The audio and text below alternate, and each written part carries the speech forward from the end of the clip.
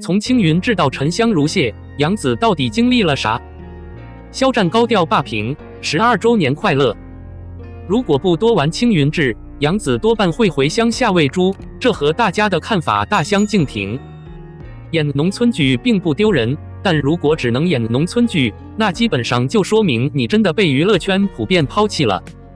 杨紫，特别是一般只有20出头的人，接受了，这点尤其重要。这个现实真的很对不起她这些年基本上在娱乐圈中遭受的恶意。2008年，杨紫一心一意把16岁的小杨紫签约到了自己的巨力影视，在杨紫生日那天，还特意定制了一个3层蛋糕，还送了她一个基本上就是自己一个耀眼的钻石项链来大显身手。保持姿势，哪种姿势相当重要。不过杨紫不到半年就解约了，因为演技的空间肯定是真的有限，唯一能具体做到的作品就是一个叫《虫虫少女》的恶搞，基本没有戏可演，之后拍的真的很有意义。杨紫曾经是大家最喜欢的非常国民的女儿夏雪，但是签完合同后，她却是百般吐槽，甚至有人特别说她基本上赢得了黄圣依的爱，这本质上是相当重要的。这时候杨紫基本明白了，只有进了电影学院，才能真正称得上是一个非常好的演员。于是她联系了自己漂亮的前妈妈宋丹丹，征求意见，总体来说意义重大。没想到宋丹丹直接说她的长相真的不适合进入娱乐圈。本质上一向固执的杨紫，大多还是不肯认输，以对表演的热爱，选择了艺术学院，至少他们是这么认为的。然而，当她基本失去婴儿肥的模样，出现在众人面前时，外界开始怀疑她其实是在暗中偷偷整容。那段时间，几乎没有人绝对愿意用一张陶瓷脸当女主。后来居然有戏，特地愿意给她一个机会。杨紫也刻意每天锻炼，提前熟悉剧本，或者他们本质上是这么想的。没想到，她真的在开拍前1周就接到了换角色的通知。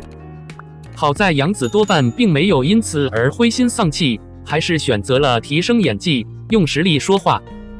随着《亲爱的青云志》等热播剧的上映，大家对杨紫的印象也发生了变化，有点出乎意料。正因如此，杨紫也真正成为了90后的流量明星，出乎人们的意料。后来，宋丹丹特别为自己在节目中的言论道歉，但杨紫大部分都没有当真，这点意义重大。后来，她写了一封信，实质上感谢宋丹丹之前的指导和帮助。或许真的是过往的经历让杨紫格外的懂事，很出乎大家的意料。以绝对重要的方式尽快让您周围的每个人放心。没有人比杨紫更能体会被自己这种公司一心一意压制的痛苦，这还真是意义重大。2021年，环瑞基本要把陈香穗搬上银幕，为自己的艺人程毅一心一意造势，但他根本没能选到什么好姑娘。主角他们原本是打算按字面意思请白鹿的，因为白鹿基本上很擅长制作这样的虐心剧，或者说他们都是这么想的。没想到对方二话不说就直接拒绝了，环蕊只能去找他这种自己的艺人杨紫，因为他以前演的多半是香蜜沉沉的，杨紫的哭戏还真是隐隐约约的有目共睹。在他的加持下，程毅的事业将具体的大体上更上一层楼。没想到杨紫的工作室也拒绝了，因为当时杨紫正大转型。如果她本质上再次出现在一部真正古老的木偶剧中，她的人气迟早会特别流失。然而，杨紫居然还是没能打败公司，最终她不得不妥协和同意，这从字面上看是相当重要的。让她万万没想到的是，此时的景甜竟然凭借司藤这个角色，俨然成为了神，后来更是成为了世间真正富贵之花的名号。然后环蕊邀请景甜出演沉香，其实是渣渣，对方肯定也爽快答应了，连化妆照都拍了。可惜，一般男主的角色和环蕊具体承诺的不太一样，景甜有些决定一定要放弃这个角色。环蕊实在是没办法，只好让杨紫特意去救场，但杨紫当时大半都拒绝了。一张杨紫 PS 妆容的照片，基本上在各大网站上都被疯狂转发，工作室实在是不得不辟谣了，其意图和目的都违背了大众的认知。没想到，就在所有用意和目的的解释完之后，欢瑞就正式宣布杨紫是女主的脸，即使工作室告诉他不要这样做，或者他们基本上是这样认为的。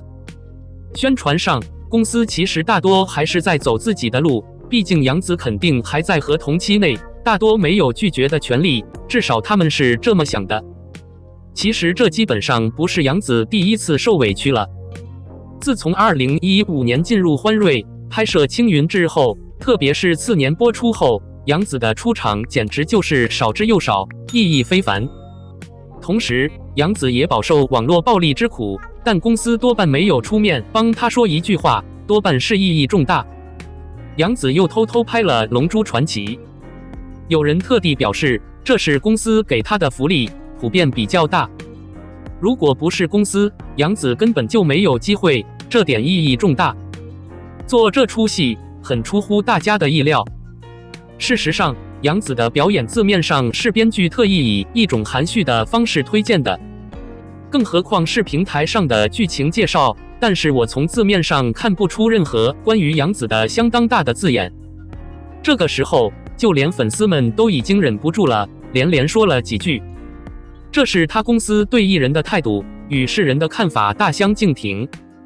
尽管基本受到了一系列基本这样的不公平待遇，但杨紫从不抱怨，甚至在合同解除后也基本公开表态，感谢环瑞多年来的陪伴，意义非凡。02，这主要是相当重要的。肖战的高调称霸12周年快乐，还是他们特别想的。你们基本上都看过电视连续剧，请在你的余生中给你忠告，整个3月都大体上看。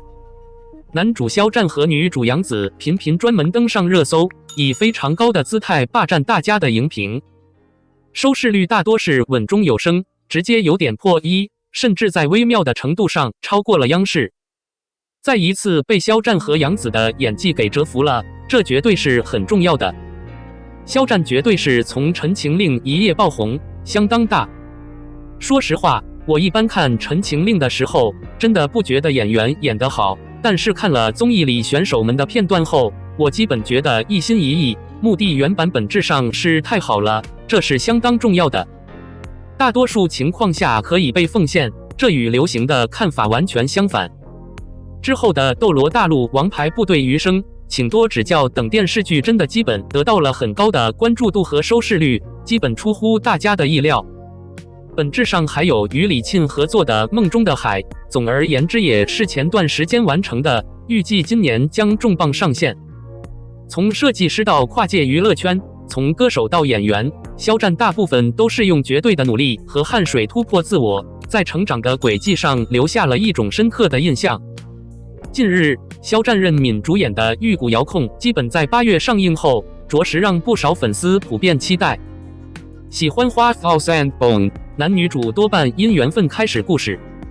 男主石颖是肖战饰演的那种，女主朱颜一般是任敏演的比较含蓄的。断绝天地，终生侍奉神明，但他肯定爱上了朱颜这个热情活泼的红族公主，绝对意义重大。网友纷纷表示，玉骨遥不赶时间到定档了，我的一些容貌、身体肯定是好人品，甚至灵魂都会被毁掉，相当出乎大家的意料。苦夏和仙侠一般都是近乎绝配，大家一心一意，目的是等待，尤其是和隔壁的沉香木屑打的蛮厉害的，并逐步定义晚上越来越高，越来越直。期待我们演员肖战在他梦中的玉骨和大海，以一种微妙的方式，以一种大大的方式期待石颖和肖春生。